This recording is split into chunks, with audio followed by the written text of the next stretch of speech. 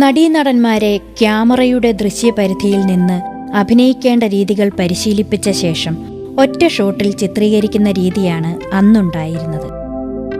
കാരണം പലതരത്തിലുള്ള ദൃശ്യങ്ങളായി ചിത്രീകരിച്ച് എഡിറ്റ് ചെയ്യുന്ന സാങ്കേതിക വിദ്യ അന്ന് വികസിച്ചിരുന്നില്ല. ഓരോ ദിവസത്തെയും ചിത്രീകരണം കഴിഞ്ഞാൽ രാത്രി റഷസ് പ്രോസസ് ചെയ്ത് കണ്ടതിന് ശേഷമാണ് അടുത്ത ദിവസത്തെ ഷൂട്ടിംഗ് പ്ലാൻ ചെയ്തിരുന്നത്. മലേഷ്യയിൽ നിന്നുള്ള GH ലോറൻസ് ആയിരുന്നു ഡാനിയലിന് ഛായാഗ്രഹണത്തിന്റെ സാങ്കേതിക രീതികളിൽ പരിശീലനം നൽകിയിരുന്നത്. ഒരു കർഷക തൊഴിലാളിയായി ഞാറുനട്ടും കൊയ്തും പുല്ലുപറിച്ചു വിറ്റും ജീവിച്ച റോസി ഒരു സിനിമയിൽ നായികയായി അഭിനയിച്ചതിന്റെ അനുഭവങ്ങൾ അവളുടെ മനസ്സിനെ വളരെ ആനന്ദിപ്പിച്ചു.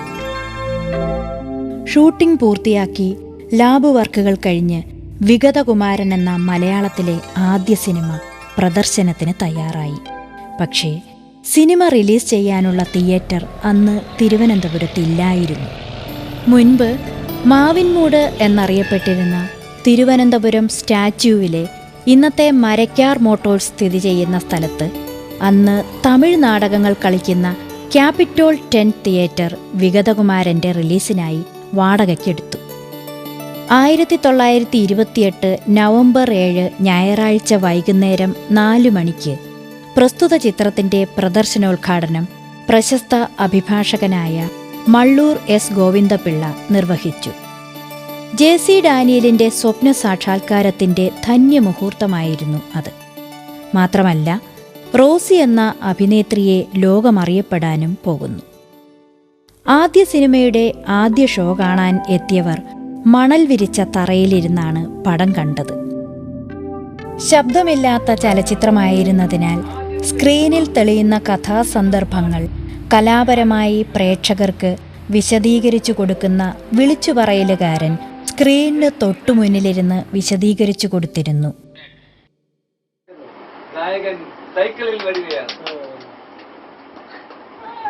സിനിമയിലെ നായകനായ ചന്ദ്രകുമാർ നായികയായ സരോജിനിയുടെ തലയിലെ പൂവെടുത്ത് മണപ്പിക്കുന്ന സീൻ സ്ക്രീനിൽ പ്രത്യക്ഷപ്പെട്ടപ്പോൾ തിയേറ്ററിനുള്ളിൽ കൂക്കിവിളിയും ബഹളവും ഉണ്ടായി.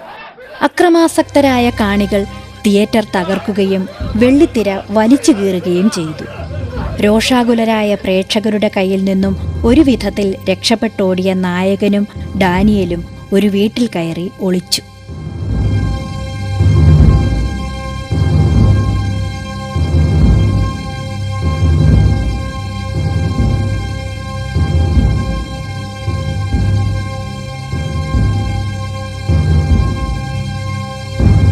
തൻ്റെ കുടുംബസ്വത്തെല്ലാം വിറ്റ് മലയാളത്തിനു വേണ്ടി ഒരു സിനിമ നിർമ്മിച്ച ഡാനിയലിന് തൻ്റെ മഹത്തായ സ്വപ്നം തകർന്നത് ഹൃദയവേദനയ്ക്കിടയായി.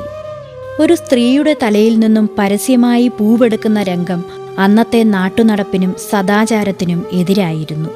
മാത്രമല്ല, ഒരു അധകൃത സമുദായത്തിലെ പെണ്ണ് ഉയർന്ന സമുദായക്കാരിയുടെ വേഷമിട്ടതും പ്രേക്ഷകരെ അക്രമാസക്തരും രോഷാകുലരുമാക്കി.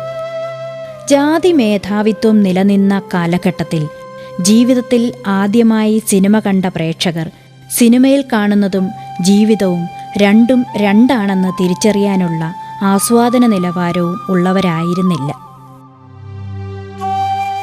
റോസിയുടെ കുടിൽ ആക്രമിക്കപ്പെടും എന്ന അറിവ് ലഭിച്ച ഡാനിയൽ കൊട്ടാരത്തിൽ അപേക്ഷിച്ചതിനെ തുടർന്ന് കവടിയാർ കൊട്ടാരത്തിൽ നിന്നും റോസിയുടെ കുടിലിന് മുന്നിൽ പോലീസ് കാവലേർപ്പെടുത്തി.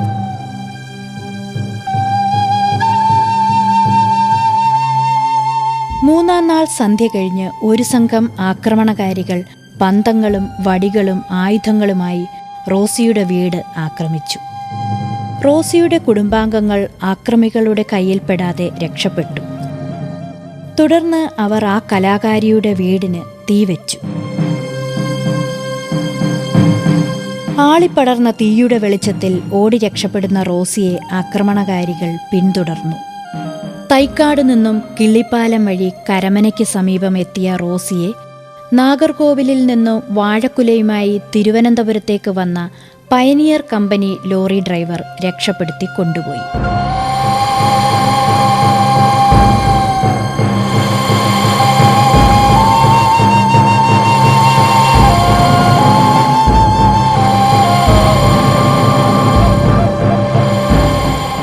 റോസി അത്ഭുതകരമായി രക്ഷപ്പെട്ടു. ഇതാണ് മലയാളത്തിലെ ആദ്യ നായികയ്ക്ക് പ്രേക്ഷകർ നൽകിയ അംഗീകാരം.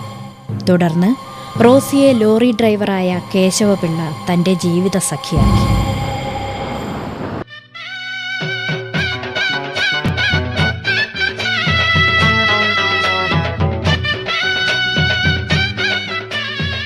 Nagercoil bus stand. 1928 ഇത്രയും വികസനമില്ലാത്ത ചുണ്ണാമ്പ് തേച്ച കെട്ടിടങ്ങളാലും വല്ലപ്പോഴും ഓരോ ബസ്സും ലോറിയും കാളവണ്ടിയും മാത്രം പോകുന്ന ഒരിടവുമായിരുന്നു.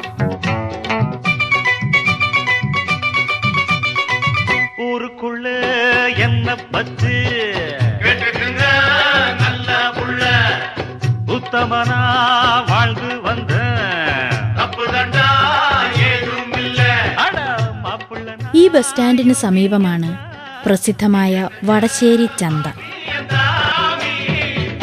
ഇത് വടശ്ശേരി ചന്തയ്ക്ക് സമീപമുള്ള ഓട്ടുപുര തെരുവ്.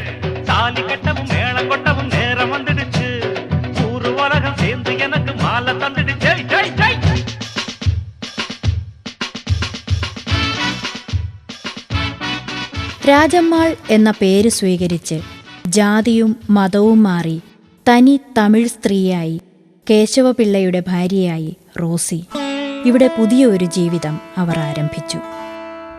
അധസ്ഥിത സമുദായത്തിൽ നിന്നും മതപരിവർത്തനം നടത്തി ക്രിസ്തുമതം സ്വീകരിച്ച റോസമ്മ എന്ന റോസി തമിഴ് ചേല ചുറ്റി നെറ്റിയിൽ ചന്ദനവും സീമന്തരേഖയിൽ കുങ്കുമവും ചാർത്തി ഹൈന്ദവാചാരങ്ങൾ അനുഷ്ഠിച്ച് ജീവിച്ചും ഓട്ടുപുര തെരുവിലെ ഒരു നെയ്ത്ത് കേന്ദ്രത്തിൽ ടർക്കി നെയ്തും താരു ചുറ്റിയും അവർ ഉപജീവനത്തിനായി വഴി കണ്ടെത്തി. കളപറിച്ചും ഞാറുനട്ടും കൊയ്തും കറ്റ ചുമന്നും പുല്ലുപറിച്ചും കലാരംഗങ്ങളിൽ പ്രവർത്തിക്കുകയും ചെയ്ത ആ കലാകാരി ജീവിതത്തിന്റെ തിരക്കഥയിൽ പുതിയൊരു വേഷം കെട്ടുകയായിരുന്നു. കാലം കടന്നുപോയി. ഇന്ത്യ സ്വതന്ത്രമായി.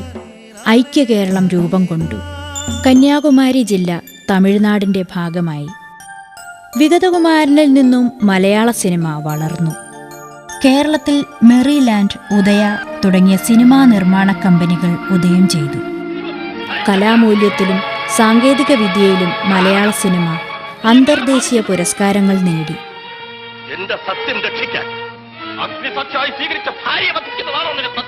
മലയാള സിനിമ വിഗതകുമാരനിൽ നിന്നും ശബ്ദചിത്രങ്ങളിലേക്കും ബ്ലാക്ക് ആൻഡ് വൈറ്റിൽ നിന്നും കളർ ചിത്രങ്ങളിലേക്കും സാങ്കേതിക വിദ്യ വളർന്നു.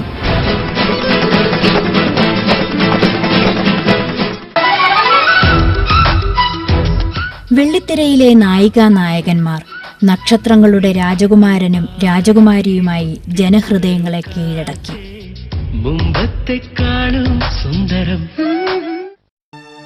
വിഗതകുമാരൻ നിർമ്മിച്ച് തന്റെ സ്വത്തെല്ലാം നഷ്ടപ്പെട്ട ഡാനിയൽ പട്ടത്തെ 2.5 ഏക്കർ ഭൂമി സ്റ്റുഡിയോ അടക്കം വിറ്റ് കടം തീർത്ത് അഗസ്തീശ്വരത്തേക്ക് താമസം മാറ്റി. തുടർന്ന് MBBS ബിരുദം നേടി ഒരു ദന്ത ഡോക്ടറായി അഗസ്തീശ്വരം ഗ്രാമത്തിൽ ജീവിച്ചു.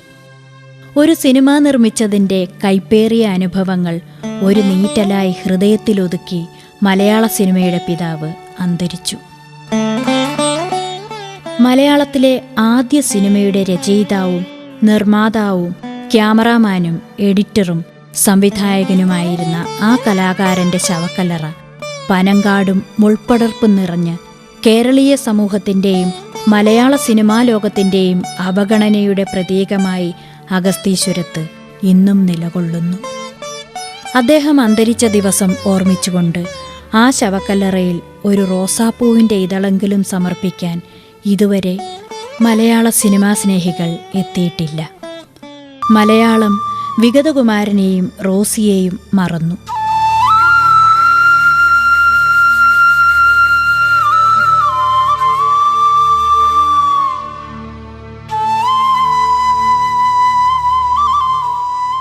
കേശവപിള്ളയുടെ മരണത്തെ തുടർന്ന് തീർത്തും ഒറ്റപ്പെട്ട ജീവിതമായിരുന്നു റോസിയുടേത്. മലയാള സിനിമയിൽ ആദ്യത്തെ നടിയായ റോസിയുടെ ഒരു പടത്തിന് വേണ്ടി 4 പതിറ്റാണ്ടോളം നമ്മൾ അലഞ്ഞു നടന്നു. കേരളത്തിൻ്റെ അങ്ങോളം ഇങ്ങോളം നമ്മൾ പലയിടത്തും ഇത് അന്വേഷിച്ച് പക്ഷെ കണ്ടെത്തിയില്ല. അങ്ങനെ ഇരുന്ന ഞാൻ JC ഡാനിയലിൻ്റെ ഒരു ലേഖനം എഴുതി ചിത്രഭൂമിക്ക് അയച്ചു.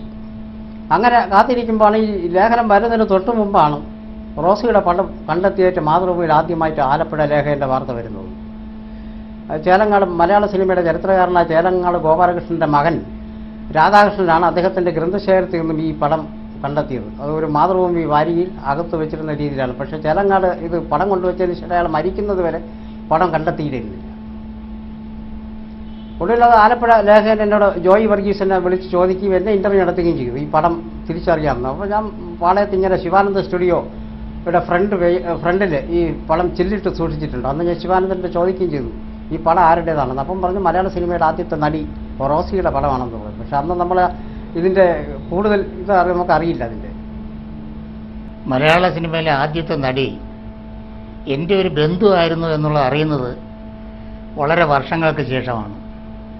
അതായത് സെക്രട്ടേറിയറ്റിന് പിന്നിലുള്ള ഹിന്ദു മിഷനിൽ വെച്ച ഒരു യോഗം കൂടി, റോസി മെമ്മോറിയൽ കലാവേദി എന്ന് പറഞ്ഞിട്ട്, ആ യോഗത്തിൽ വെച്ചാണ് ഈ PK റോസിയുടെ ചരിത്രം ചില ആളുകൾ പറഞ്ഞത്. അപ്പോഴാണ് എനിക്ക് മനസ്സിലാക്കുന്നത് ഇത് എൻ്റെ ഒരു ബന്ധുവാണല്ലോ എന്നുള്ളത്. അപ്പോൾ തന്നെ ഞാൻ അവിടെ വെച്ച് ഈ കാര്യങ്ങൾ പറഞ്ഞു. ഈ PK റോസി ഇന്ന് ജീവിച്ചിരിപ്പില്ല എങ്കിലും അവരുടെ പേര് രാജമ്മ എന്നായിരുന്നു. ഈ രാജമ്മയുടെ ഭർത്താവായ കേശവപിള്ള ഞങ്ങളുടെ വട്ടിയൂർ കാവലൂരുള്ള ചുണ്ടോള വീട്ടിൽ വരികയും ചെയ്തു. അങ്ങനെയാണ് ഈ രാജമ്മ എന്ന് പറയുന്ന ഞങ്ങളുടെ ബന്ധുവിൻ്റെ ഭർത്താവിനെ ഞങ്ങൾ തിരിച്ചറിയുന്നത്. അങ്ങനെ സംഭാഷണങ്ങൾക്ക് ശേഷം പുള്ളി അന്ന് തന്നെ തിരിച്ചു പോവുകയും ഒരു 6 മാസത്തിന് ശേഷം അദ്ദേഹത്തിൻ്റെ ഭാര്യയും 2 മക്കളുമായി ഞങ്ങളുടെ കുടുംബ വീട്ടിലും ഇവിടെ ഒരു അമ്മ താമസിച്ചിരുന്നു. വട്ടിയൂർക്കാവ് ഹൈസ്കൂളിന് തൊട്ട് താഴെയുള്ള ഒരു പുരയിടത്തിലായിരുന്നു അവരുടെ താമസം. അവിടെയും വന്ന് ഈ ബന്ധുക്കളെ കണ്ട് മടങ്ങിപ്പോവുകയും ചെയ്തു. അതിനുശേഷമാണ് ഞാൻ ഈ നാഗർകോവിൽ വടശ്ശേരിക്കടുത്തുള്ള ഓട്ടുപുര തെരുവിൽ ഇവരുടെ വീട്ടിൽ പോകുന്നത്. പോയി പല ദിവസം അവിടെ തങ്ങുകയും അവിചാരിതമായി ഒരു ദിവസം അവരോട് ഞാൻ ചോദിച്ചു, ഇങ്ങനൊരു വർത്തമാനമുണ്ടല്ലോ, നിങ്ങൾക്ക് വല്ലതും അറിയാമോ, നിങ്ങൾ ഈ കലാരംഗത്തൊക്കെ പ്രവർത്തിച്ചതല്ലേ എന്ന് ചോദിച്ചപ്പോഴാണ് പറഞ്ഞത്, ഞാൻ ഈ കാക്കരശ്ശി നാടകങ്ങളിലൊക്കെ പോയി എൻ്റെ മാമനാണ് ഇതിനൊക്കെ കൂട്ടു നിന്നിട്ടുള്ളതും എന്നെ സഹായിച്ചിട്ടുള്ളതും. അവിചാരിതമായിട്ടുള്ളൊരു ആക്രമണത്തിലാണ് ഞാൻ വീട് വിട്ട് ഓടേണ്ടി വരികയും ലോറി ഡ്രൈവറായ കേശവപിള്ള എന്ന് പറയുന്ന എൻ്റെ ഇപ്പോഴത്തെ ഭർത്താവ് എന്നെ കൂട്ടിക്കൊണ്ടുവരികയും ചെയ്തു. യഥാർത്ഥത്തിൽ വീതകുമാരിൽ അഭിനയിച്ച ഈ റോസി എന്ന നടി ഈ രാജമ്മ എന്ന സ്ത്രീയാണെന്നുള്ളത് വളരെ വ്യക്തമാണ്. പിന്നീടുള്ള ഈ ചരിത്രങ്ങളും ഒക്കെ പരിശോധിച്ചതിന് ശേഷം എനിക്ക് മനസ്സിലായിട്ടുള്ളത് ഇവർ തന്നെയാണെന്നുള്ളതാണ്.